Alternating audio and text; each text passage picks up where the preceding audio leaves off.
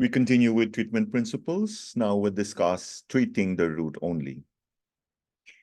Generally speaking, treating the root only is sufficient to clear all clinical manifestations in most cases.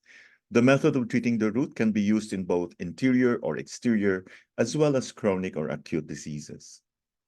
Examples of this approach have been given in our past episodes.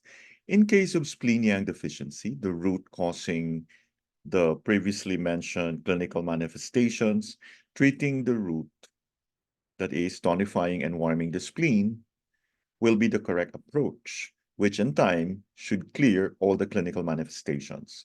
Similarly, for the clinical manifestations caused by wind cold or those caused by yin deficiency, in both these cases, it will be sufficient to treat the root, that is, expel wind cold in the former case and nourish yin in the latter, to clear all the clinical manifestations. Treating only the root in cases of original and deriving patterns is done only when the clinical manifestations reflect primarily the root or the original pattern, and the clinical manifestations of the manifestations are few and mild.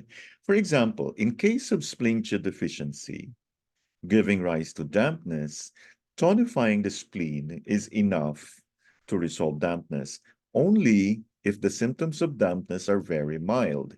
In most cases, attention should be given to treating the manifestation as well, that is, resolving dampness. The approach of treating the root only is applicable in cases when the clinical manifestations are not too severe.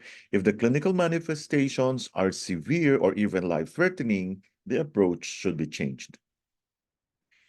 So to summarize, in the case of original and deriving patterns, treating the root only is applicable when the clinical manifestations of the manifestation are few and mild.